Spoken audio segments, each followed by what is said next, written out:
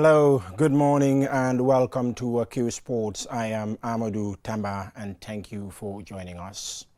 Coming up, Gambia women's under-20 and Queen Scorpions to face Cote d'Ivoire and Niger in the World Cup and WAFCON qualifiers respectively. Two Gambian coaches are in Liberia for a CAF A-licensed coaching course. GFF League Division 1 enters March Day 3. This year's NACOMF is set to kick off tomorrow.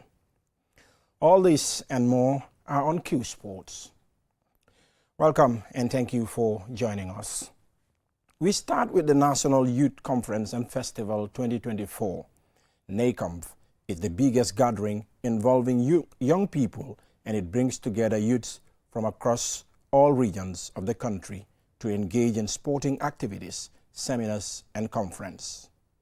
This year's event will be hosted by Canifing Municipal Council, and yesterday morning, the local organizing committee held a press conference to inform the public on their preparations ahead of the event, which starts tomorrow. Here is Elizabeth Quinta Gomez, the chairperson of the local organizing committee.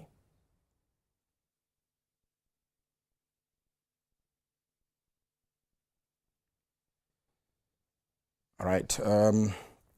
We will get it later. We'll get Elizabeth later in the program as she spoke to the press at the press conference held at the Canifing Municipal Council as to the NACOMF this year. That is, of course, going to be open or starts tomorrow, and the opening ceremony officially will be held on Monday at the buffer zone in Talinding.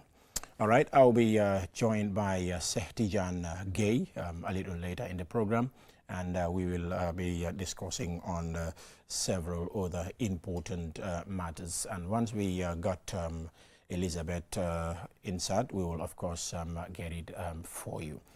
Now, we will move on to football. The Gambia women's under-20 have been drawn against Cote d'Ivoire in the fourth round of the FIFA Under-20 World Cup qualifiers. The winners of the tie will face Morocco in the next round. The Queen Scorpions return to the Total Energies CAF WAFCON qualifiers with a tie against Niger. The Gambia will travel away for the first leg and host the second leg. The winners of this tie will face the winners of the game between Kenya and Tunisia. 38 countries have entered the preliminaries and will play 2 rounds of home and away to decide which 11 teams will join host nation at WAFCON 2026. The first qualifying round will be played in February 2025, with the second round in October. The delayed 2024 WAFCON finals are scheduled to be held in Morocco from the 5th to the 26th of July next year. Having been pushed back because of the Paris 2024 Olympic Games, the timing of the 12-team tournament was only announced in June. So it's a tricky one for the Gambia, looking at the under-20 and the women's team. But first, the under-20, having to play Cote d'Ivoire is a strong test, because Ivory Coast absolutely have a very good women's side in the senior team and also the under-20 as well. But the Gambia also have been putting up a very good under-20 side, though unlucky to, of course, go far in the previous editions, and also the under-20 that played in the WAFU A tournament in Senegal. So now the girls will, of course, be gearing up to get their journey started for the Under-20 World Cup, a qualifier that the Gambia will be looking forward to, of course, trying to clinch a place.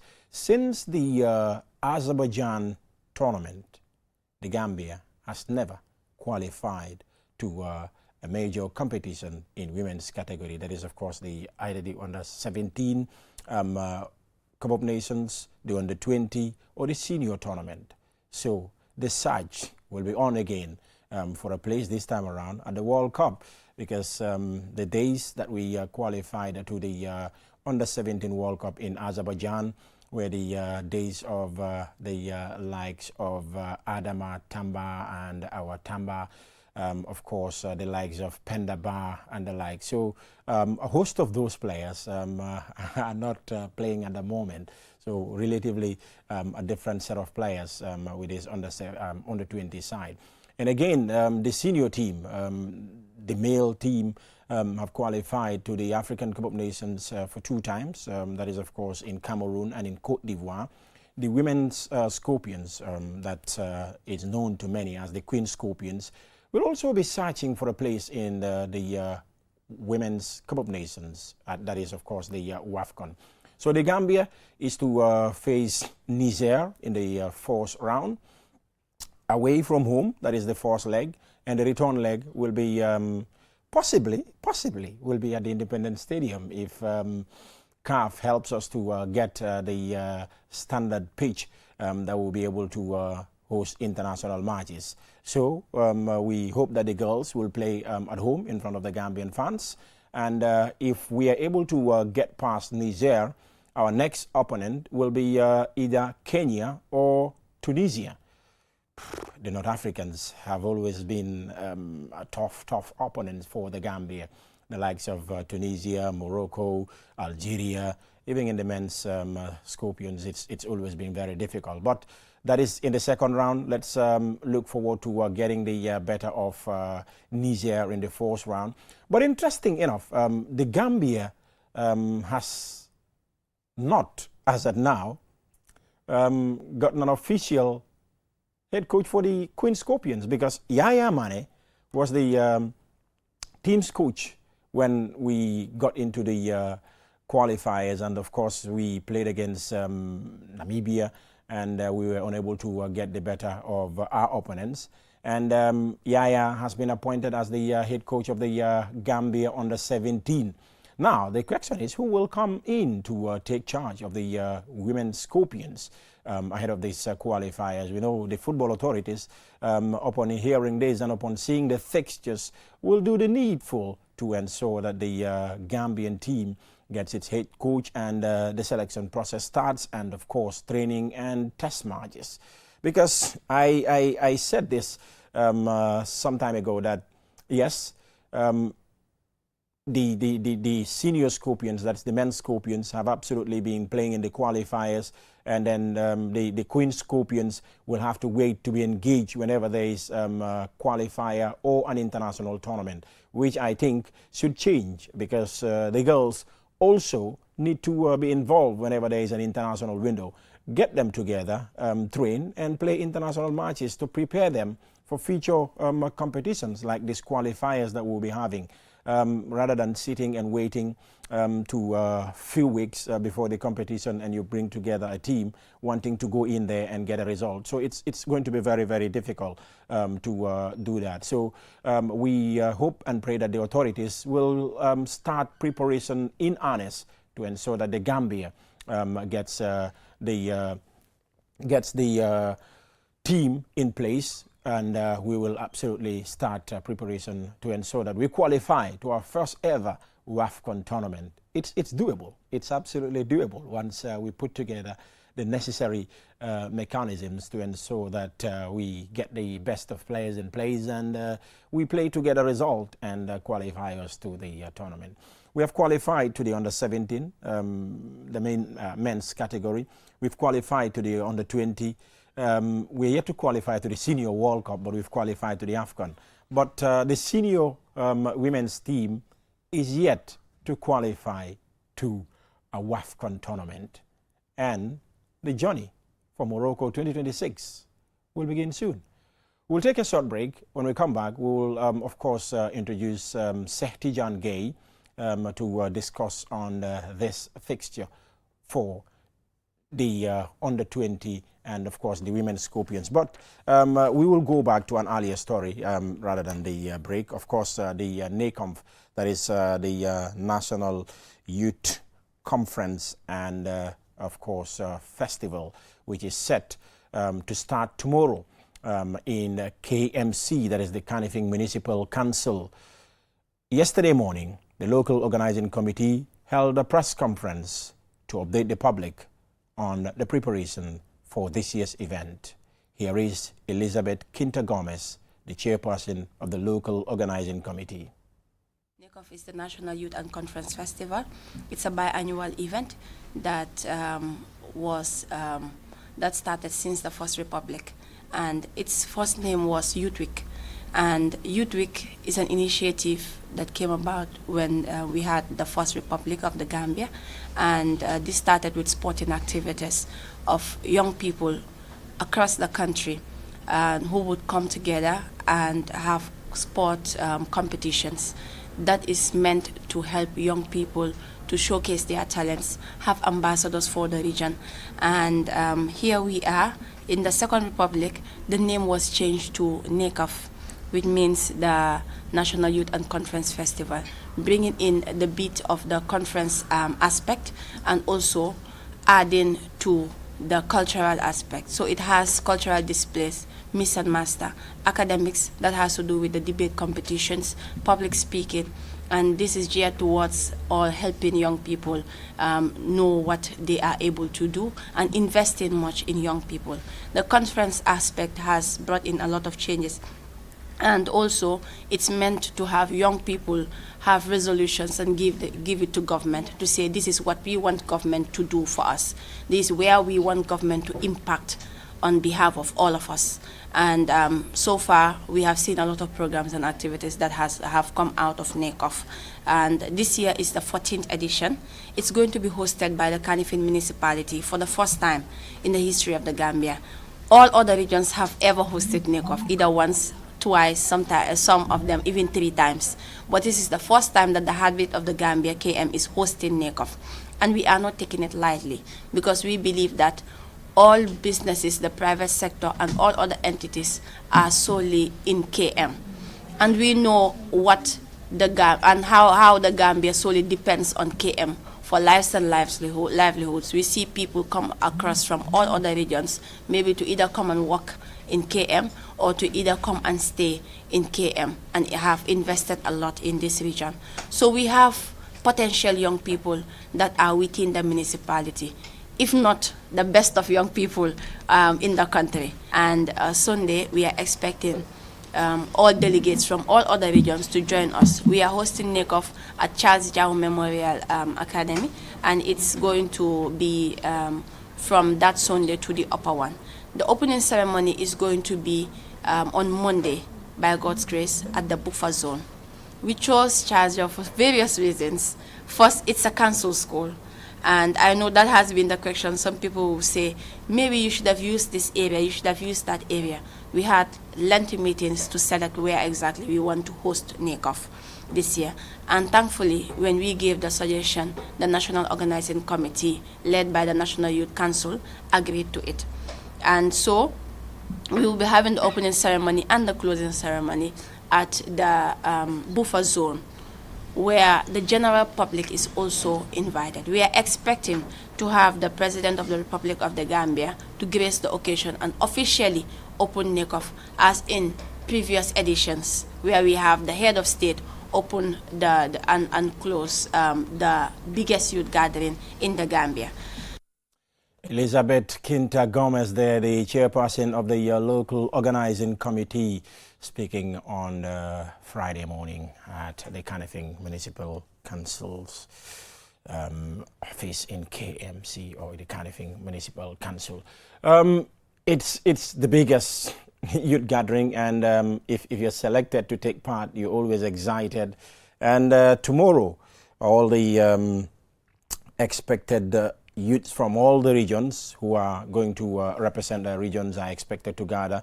Charles Jau will be the host, and the official opening ceremony is on Monday at the buffer zone. And the President of the Republic, His Excellency Adam Barrow, is expected to open this year's NECOF on Monday. Welcome on board to Qsports. Another Saturday morning, another day to, of course, discuss sports, both athletics and, of course, football. Welcome on board. Yes, thank you very much, Amadou. It's good to be back, and recently QTV has been home to me, and it's always a honor and a pleasure to be on this platform, particularly with you, because as everybody know, we've reminisced a lot of good times together. We grew up together, do this job together, and here we are, back again doing what we do best, or let me say, do at our utmost abilities. So it's always a pleasure to be with you. Nekomf, you are absolutely the better person to talk about this. Why? Because it was from Banjul, and this year is coming to KM. Last year it was in Banjul, and absolutely a very, very good event last year. And KM organizing it for the first time, or hosting it for the first time this year. It kicks off tomorrow. Yes. Nikon, I think just Elizabeth has highlighted, it used to be Youth Week initially, and little bit reforms have been made in it, naming it NACONF, National Youth Conference and Festival, and a good number of people in one way or the other have participated in it, whether it is in the cultural aspect, whether it is sporting aspect, or whether it is with the conference. I was fortunate enough to be a participant back in 2008, where I participated in the conference for Banjul. Interesting, you meet a lot of people and all, and it's over the years it has been youth gathering whereby a lot of resolutions have been made by youths. Some of them have been implemented, but some of them still languishing.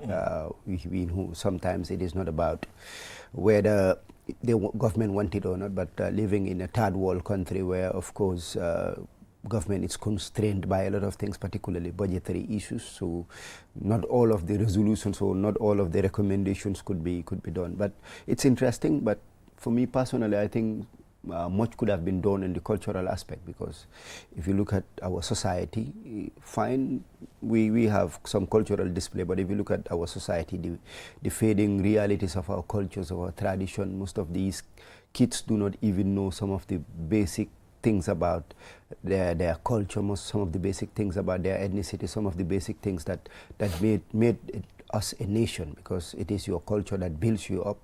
It is your culture that identifies you, that makes you who you are. And of course, it is something that you have to be proud of. Globalization, internet, and all these things have come up, taking some of the things from us, colonization and all, Western education and all. But these are opportunities for us to still instill some of these things in us. And this is a very, very good opportunity. I'm not disputing the fact that there are cultural aspects in it, but it could have been widened, so that and given more spotlight.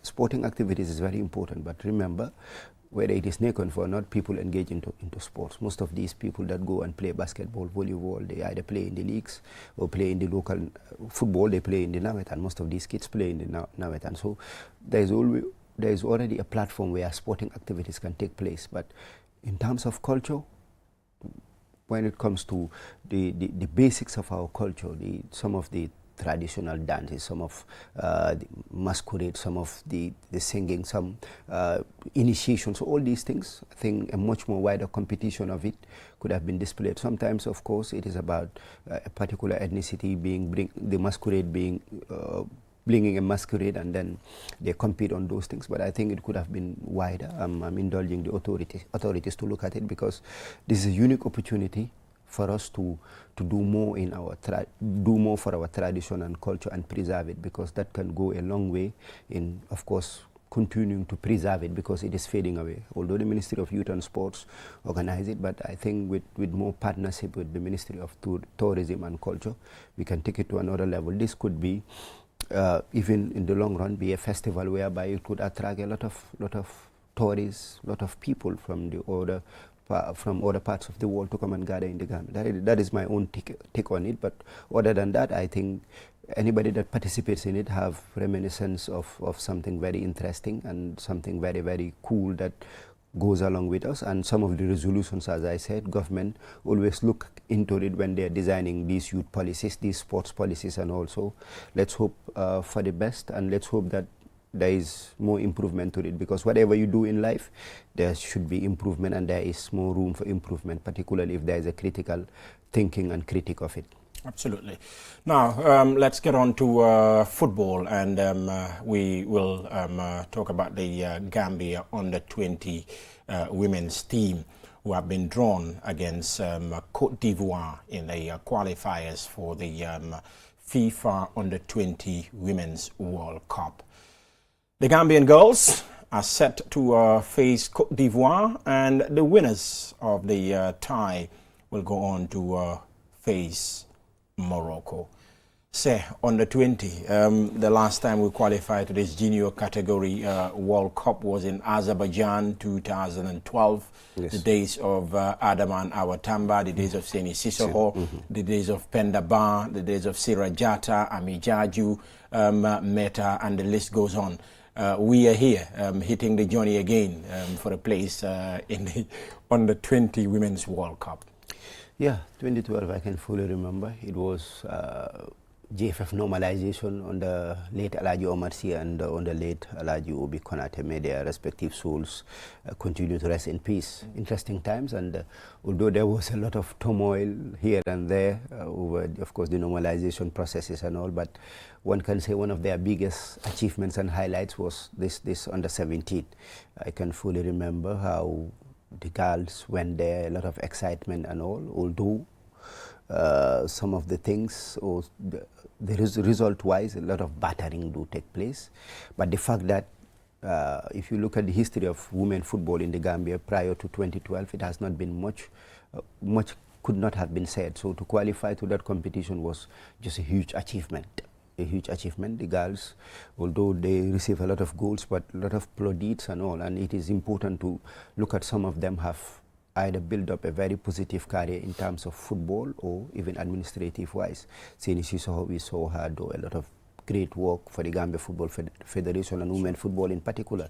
Currently, she is, of course, one of the few Gambians that is working for top clubs in Europe, working for AC Hossens and all. And that generation have inspired the likes of Veronique Malak and all. We've seen her now being an executive, football executive individual that is doing a lot of great jobs. So over the years, we've seen women football grow a lot, and it is important that women are, of course, in the forefront when it comes to women football. We've seen Sena Bucham now being the president of the Gambia Women Football Association. All these things have been, of course, propelled by that participation. And coming back to the league, we've seen, of course, from there to date, we've seen two dominant teams. Yeah. In the interior now, Police and Red Scorpions. They have been the dominant teams, although the likes of Birkama United and all Bere have all done very well. Recently, we've seen, of course, the likes of TMT have come up, and of course, the likes of Greater Tomorrow. But Red Scorpions is, of course, always the benchmark.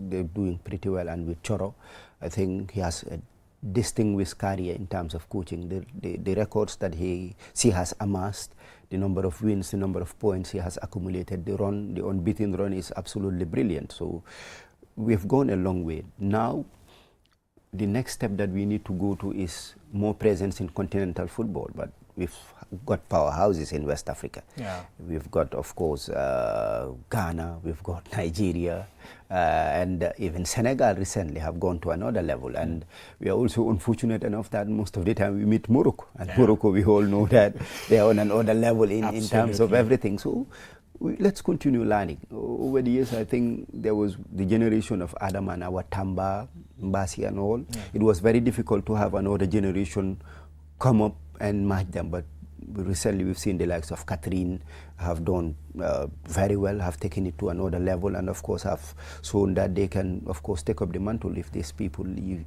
leave. And I think we are in a good track, although it will take some time to match and rival some of these top teams, but we are on the right track. Let's keep participating. I'm pretty sure one day or the other we'll be up there like what happened in Azerbaijan.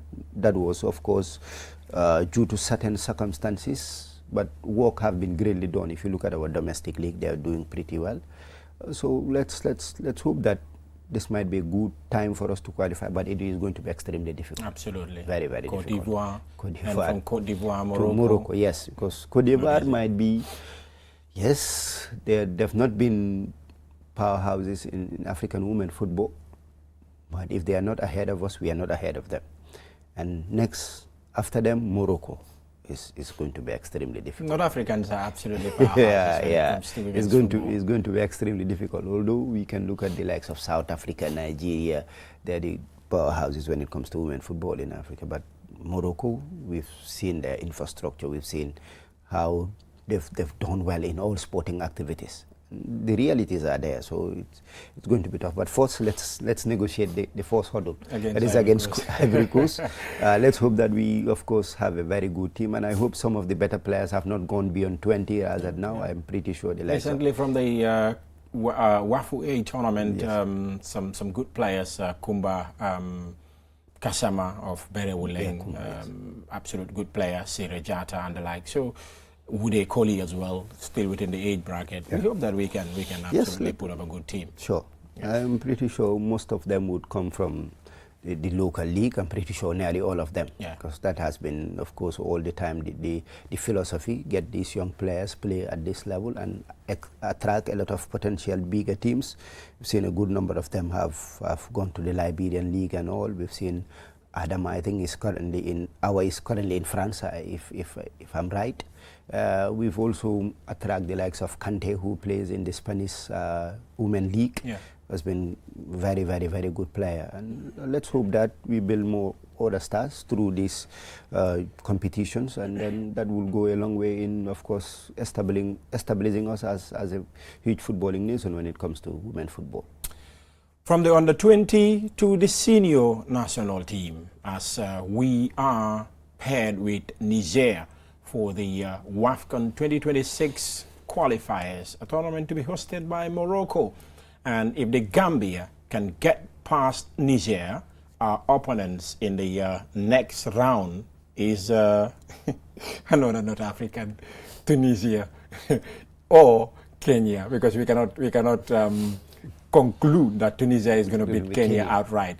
So it's going to be Gambia against Niger. Gambia, of course, playing the first leg away, and the return leg will be in, should I say, in Banjul? The stadium is not the stadium is not yet approved, but we hope that the return leg will be in Banjul, as the Scorpions, the Queen Scorpions, were playing at home for the first time after a long time as well. And then, if we can get past Niger, we will either face Kenya or Tunisia. And it's only 2 rounds. In this competition, 11 teams, 11 will qualify, plus the host nation, Morocco.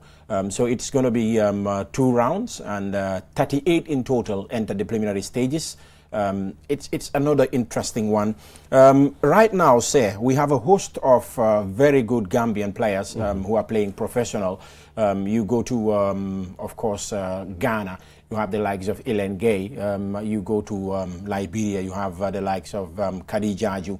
You have Salimata Sedikan. You have Mbasi Dabo. You have Rugi Juf. You have Catherine Jata. You go to Europe and other parts of the world. Of course, you made mention of Fatou Kante. We have Manima Stivelmans as well. We also have the likes of Halimata Freulen, who came some time ago, and Idem Bay as well. If not those players, there are other players as well who are absolutely doing very well. The likes of Adama Tamba has been there, Awa has been there for a while, and also looking at the players that we have in the league here, Kumba Kuyate and the likes, we absolutely have very good women's players in the league. And then the bone of contention here is, as we speak, I can say, we don't have a head coach for the women's national team, because Yaya Mane was on an engagement basis. Yes. And once we couldn't make it to the competition, we've seen the federation appoint Yaya Mane as the head coach of the Gambia under-17. Now, the look or the size. His first full-time appointment. Yes, his first full-time appointment, because yes, even with the under-20, he was on engagement. Now, the question is, who takes over the reins of the Queen Scorpions and put up a team for these qualifiers? Yeah. What's factual is, wherever you go to in this world, it is government through its Ministry of Youth and Sports that pays national coaches. Yes. That's the hard fact. But due to what they call budgetary constraints and all, that is not the case. So at the level of the federation, they cannot I'm pretty sure they would tell you as well, we have budgetary constraints to hire coaches for all the national teams. On full time. Yeah, full time. For example, under 17, under 20, under 23, senior national team, both men and women. So we are talking about 4 categories in both men and women. That is 8 coaches.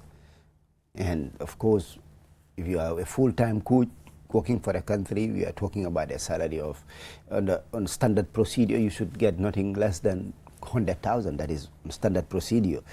Well, some, I don't know the salary scale of these people, but that should be the acceptable one, because we are talking about national team coaches. So what the federation, I'm not saying this is the official version, but from common sense or from logic, you can say they would just engage the coaches on a particular mission qualifiers and then pay you on that supposed engagement. So they will have set of coaches that they would, of course, got an engagement. We have Matar Mbuj that have done this. We have got Abdullah Bujang that done this. Fodeba did it. And of course, Yaya Mane is the recent one. Lamin Sane also got into it. So that has been the norm for the longest while. So first we need to work that out. But if you don't have a solution, you have to, if you don't have it the right way or the normal way, you have to look for options. And this is the possible option that is currently taking place. That's what the federation is doing.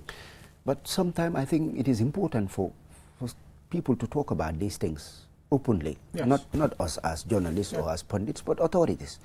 Sometimes I'm pretty sure it is about, well, I don't want to say things that might breach the good cordial relationship between ministry and government, but the reality is that maybe they don't have the monies. You don't have the monies, you are doing it this way, so it is important. Now, Yaya have accumulated a lot of experience. Fude, along the years, have accumulated a lot of experience coaching women football. And we also have some other female coaches here in the league. Of course, Choro and Mariama Bom are the 2 most experienced. So Mariama Bom have worked with all these coaches that I've mentioned. Whether the federation is going to look for the services of these people or went back to the ones that have known these girls, because it is important to get some of these coaches that know these girls very well. Because before you go further, talking about that, Choro has been a serial winner. With all due respect to all the other women's coaches in the league, Choro has been a serial winner. She has won everything to be played for in the Gambia. But we're still finding it very difficult to see her lead any of the teams in the Gambia. Yeah, I think there was one point of time she was assistant. She was part of the under-20. Yes. That went to that played against Benin or Burkina Faso. Burkina Faso, yeah. When Aminata Dabo was the goalkeeper. Sure. Yeah. I think that was the only time that she was part and parcel of it. And then later, of course, prior to that, we had Bom that was most of the time given the opportunity. And as you said, in terms of results, in terms of capabilities, in terms of accolades, she is there as a standout coach. That is factual. Yeah. Whether it is down to some of the basic policies of the technical department of the Gambia Football Federation or the administrators not to hire her, whether it has something to do with politics and all, but you cannot just, because this Choro, of course, was part of a different camp to this administration, and we all know the realities of African politics and all, but you cannot only fault or point fingers to this GFF administration, because this came in 2014. Prior to that, Choro was here, Choro was winning. Prior to that, she also never had the opportunity. And of course, her, let's say, she belonging to another camp just surfaced in the 2022 elections. That was it. Before that, I think the cordial relationship was there. Whether I cannot just definitively say one of the this is the main reason, but I think she has all it takes. She has proven it here, and I think she should have got more time to given the opportunity to work more with either of these male coaches, and by this time she could have been ready. And of course, Bom has been given all the opportunities. Maybe at one point of time it was supposed to be like, Bom, you've been given all the opportunities, you've developed with these girls, now let's give Choro. Whether it was down to the fact that whether Choro and Bom could not work together, because these two have had a long-term rivalry. Yeah, Red Scorpions Red and the Gambia Scorpions, Police yeah. Force. And these are realities, whether this is a national duty, but in competition, the competitive nature of anybody sometimes could always surface, even if you belong to the same team. This could happen, and it is only here in the Gambia sometimes. Coaches, the technical department knows this, that as a head coach, you should be given the opportunity to select your backroom staff. But maybe some of these things that I've said before is the main reason why, of course, a technical, your technical team is selected for you. So all these things might be factors, but when it comes to, of course, her domestic record, she has got all the the accolades in order to be given the opportunity. But all said and done, looking at realities right now, where Abdoulaye Bojang is also going to be, of course, designated to come back and help, because he also knows a whole lot of these players. Yes. Fodeba knows a whole lot of these players. Choron knows, Bomb work with these players at under 17, under 20, so she knows them a lot. So all these things, the technical department, I'm pretty sure, would be working on it right now, who to appoint, and it's going to be, I'm pretty sure, on temporary basis, no doubt about it. All right. Thank you very much, Sir. We will talk about the coaches and then take a short break. When we return, we will talk about the National League Division 1. Coaches' education is key to the success of football in any country. Two Gambian coaches, Yahya Mane, the head coach of the Gambia Under-17, and the head coach of the GFF First Division champions Real de Banjul, Ibrahima Jatta, are in Liberia for a CAF A-license coaching course. The course is hosted by the Liberia Football Association. Absolutely a very, very good step, because we absolutely have been getting problems when it comes to our clubs competing in the CAF Confederations Cup or the Champions League, where CAF will say if a coach does not get CAF A license or B license, will not be on the bench. And you will see the coach who wins the league with that team will end up bringing somebody to be sitting on the bench ahead of him as the club participate in the CAF Champions League. Now, most of the coaches that we have in the Gambia here are either B or C. Now we're having Yahya Mane. Most are C. Only few are with B. Yes, most are C. There was a time I was going through this, and I came to realize that even most of the coaches in the first division are with C. Yes, most. Few are with B. Then we have to do something to ensure that this license keeps coming. CAF should absolutely do something for us. Yeah. Yahya and Ibrahima Jatta gigs are in Liberia, and of course they joined by Tafa Mane alias Kebama. In Liberia, and they will be joining a host of other coaches in Liberia to undergo this CAF A license, an absolute welcoming news for Gambian football. Yes, I don't want to preempt this. The authorities definitely will talk about it. But I'm reliably informed by somebody who got very reliable news that CAF has also approved Gambia to do the B and the A license. That will come very soon. I'm pretty sure that will be announced very soon. And that is long overdue, because from my findings, even our instructors that we had here during the FIFA instructors course have done way better than even the Liberian instructors and other countries. We are very good. What had happened, for whatever reason, CAF did not, of course, approve us to do the B and the A license, but thank God that it is here. And coach education is very important. Absolutely. We've had, of course, a lot of coaches that have self-taught themselves. Some had the opportunity of course, being taught by educators. Back then, of course, these CAF courses and UEFA licensing system was not as popular as it is now. And we had the likes of Axi Guy that went overseas, the likes of course, Honorable Coach Alaji Sila Sam Top that went to Nigeria being tutored by the Brazilian coach Pereira, came back, and at one point of time they became the elite. And then we had the generation of Alaji Sar.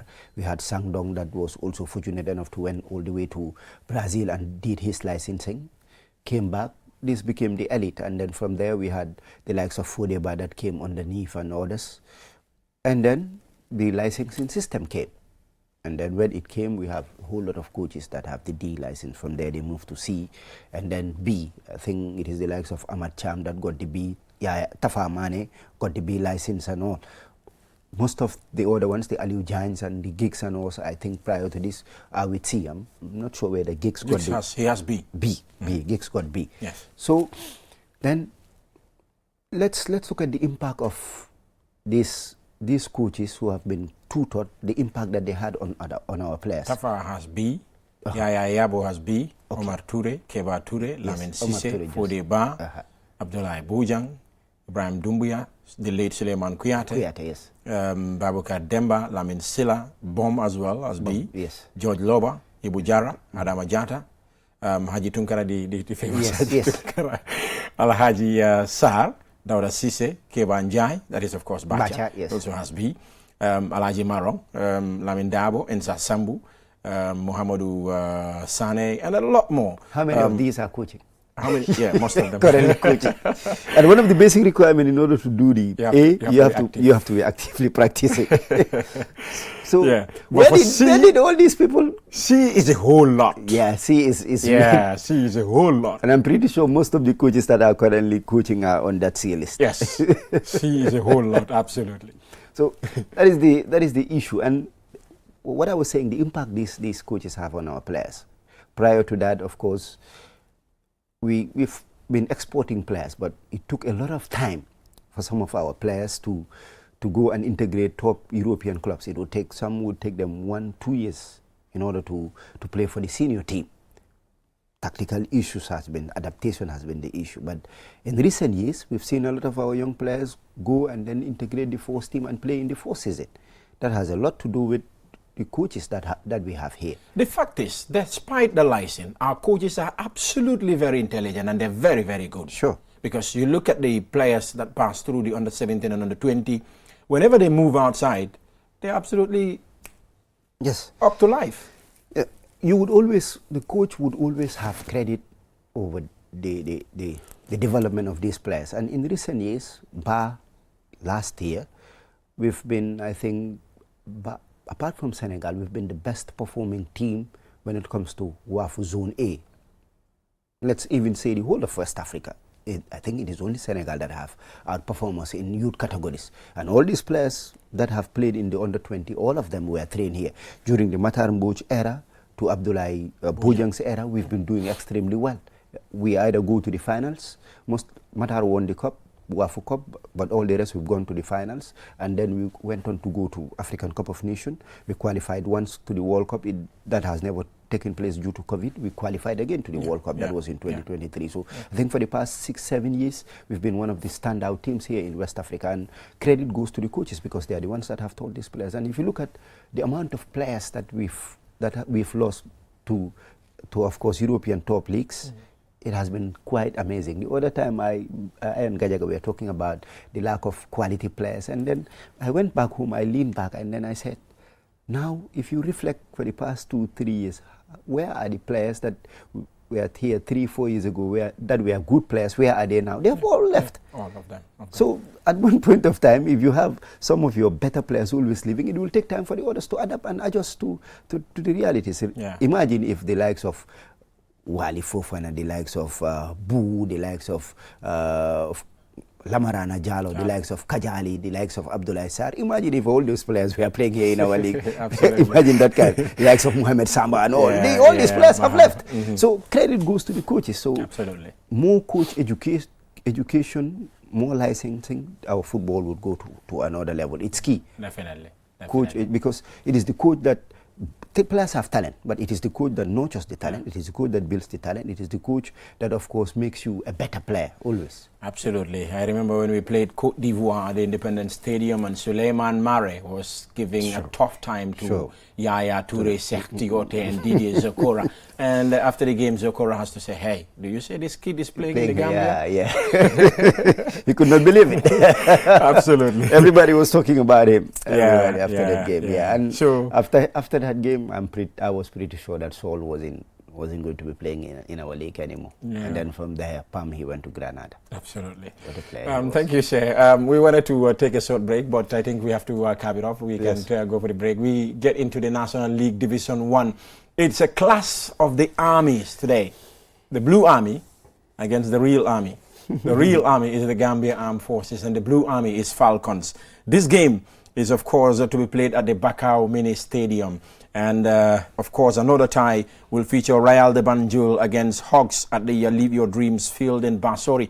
It's the first division champions against the second division champions clashing in Basori today.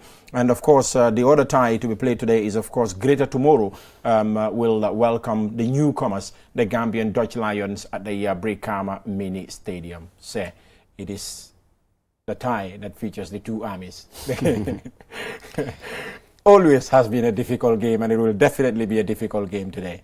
Yeah, I can fully remember when you put Musa Jame Falcons to the task, asking him where does his loyalty lies, and yes, he wasn't able to answer your question back then. Yeah, absolutely. Yes, definitely. Of course, the Blue Army came from the real army. Yes, yes, that is the hard fact, because Falcons played for Musa Jame, played for Gambia Armed Forces, what a player he was, and then later became an administrator. And all the recent successes of the army, be it at the Ibu Jara range and gigs coming on, has always been, of course, due to the good work that Musa have done. And then he had his own establishment now, have his own establishment in the Blue Army. And although they have not won the league, but guess what? They've really regaled all of us. Because within a short period of time, how they managed to climb up the ladder, came to the fourth division and became an amazing team. And for the past 2 seasons, they've always pushed Real de Banjul to the wire. And I can fully remember when they had Fakeba, when they had Aliu. Yes, Kazula at the back, what a team they were in the first 2-3 years. Who always tell you that the pitch is my office. Yes, Sikujata here, what a rocky defender he is. So they've always been an excellent team, and they would continue on that trend. Although, of course, the team have gone on a little transition. Now Nema Bakari Toure has is the standout player, no doubt about that. Usman have moved on. I think he's playing in the Armenia or Albania, I'm not pretty sure. Yeah. And he has been a very good goal poacher for them, but they don't have problems finding players, because where they are, the community is a large player pool. Serakunda is a large player pool, and of course, Musa himself has the charisma to attract a lot of players himself. So they would I'm pretty sure they would be there competing again for the league, but against the Army, who also in recent years have a lot of young players that they've injected into the team. It's difficult to designate them as competitors to the league, but for the past years, they always surprise me, because when I always think that they are going to be battling for relegation, they come out with some very good performances, especially against top teams. And I'm pretty sure Adama and Sirif Samba, the two coaches, would be doing a great job with some of the young players they have. So it's going to be a very, very classic game today between these two teams. And in under 30 seconds, we quickly look into the game between Real de Banjul and Hawks. It's going to be Esai who is taking charge, because Ibrahima Jata is in Liberia. Real Hawks. Yes, Muduba against Ibrahima Cham Esai.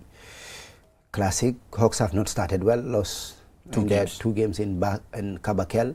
Real have won 2 and draw 1. They've won the first game against the Lions and drew 1 against Falcons. Yes, I'm of course putting into context their Super Cup game. Okay, yes. Yes, so Real are favorites at Basuri. Absolutely. Basuri have been a thumping ground for them since 2-3 seasons now, and I'm giving a Real win, looking at this struggles of Hawks. Thank you very much. Giving a Real win, looking at the struggles of Hawks. The other tie is Greater Tomorrow against the Gambian Dutch Lions in Brikama. Thank you very much, Sekti Jan Gay. Whenever you and I start talking about the league, we don't always want to stop. Yes. So that's all we got time for. It has been Qsports on the QTV. Thank you very much for watching, and thank you to all the camera crew and those in the technical backup. Until then, till we come your way next weekend. Bye-bye.